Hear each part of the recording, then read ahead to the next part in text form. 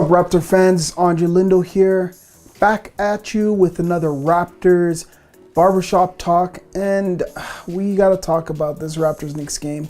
Raptors came out flat. Coming up.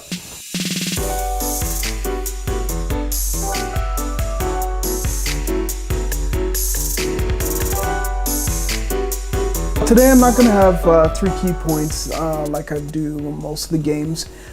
This was a very disappointing game, and it's very difficult to pinpoint why the Raptors played so poorly in that third quarter.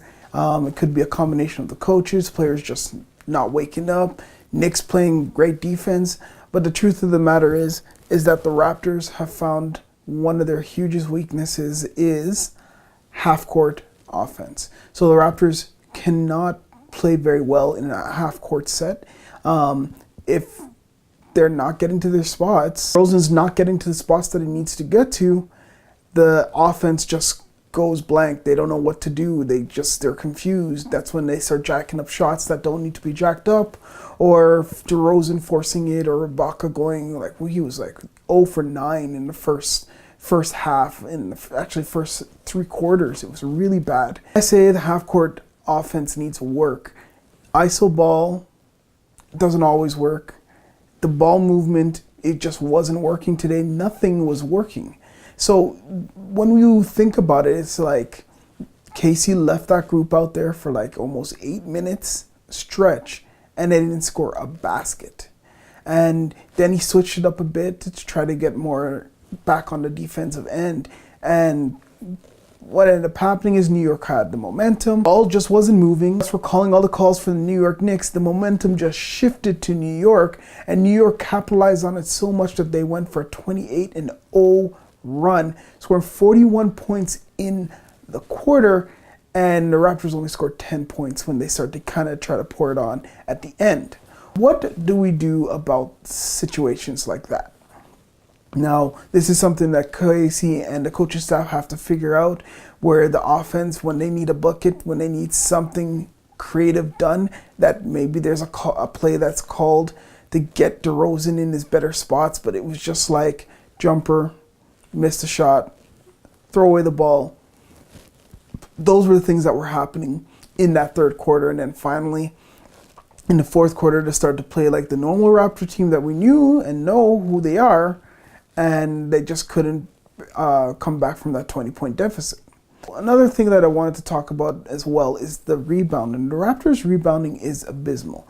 When you have one of the smallest players on your team, Kyle Lowry, grabbing all those rebounds and trying to get offensive rebounds, and your bigs are sitting out on the block or sitting out on the three-point line, it is very difficult for the Raptors to be a good rebounding team when their bigs do not rebound well.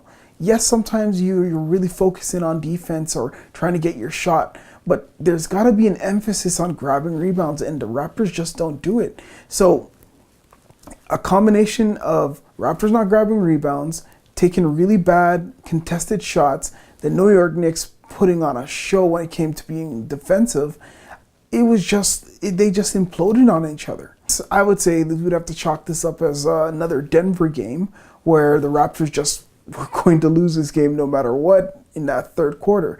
But in the first half of the game, I did a little live stream on Twitter because the Raptors were rolling. They were playing defense. They were killing the Knicks. Oh, add me on Twitter right here. And I just don't know what happened. The third quarter came. The Knicks just scored. Courtney Lee just went off. Tim Hardaway Jr. just was scoring like it was nothing. No one could guard him. So what are we supposed to do in these situations when the opponents defensively figured out that in order to stop the Raptors, they have to stop them getting out on transition and make them play half-court offense? We're going to just chalk this up to one of those losses that the Raptors are just going to have against really bad teams in really different situations. So they've got one in Denver, they got one now in New York, and let's see if they can get back onto the winning end against Indiana, which is going to be kind of a tough game because Indiana has been playing well. Oladipo's playing very well. Sabonis has been playing well. And Corey Joseph, finally we get to reunite with Corey Joseph. And Raptors they just got to find a way. Okay, guys, thanks again for watching this Raptors recap from the Raptors Barbershop Talk YouTube channel. I'd like you to comment, like, and subscribe. Tell me what you thought about the game. And here's the question of the game. How did you like Powell's return? Welcome back, Powell. What did you guys think of his return? I saw him go 3 for 4 from three-point range. He was attacking, he was playing great defensively. I wanted to know what you thought about his return. Do you think he should go back into the starting lineup? I really liked him on the second unit. He was playing very well. There's like less pressure on him. So I hope he stays there, but we'll see, because OG got benched for the rest of the game and I don't know what happened to him. So anyways, guys, till next time, which is Friday against Indiana, I'll talk to you guys later.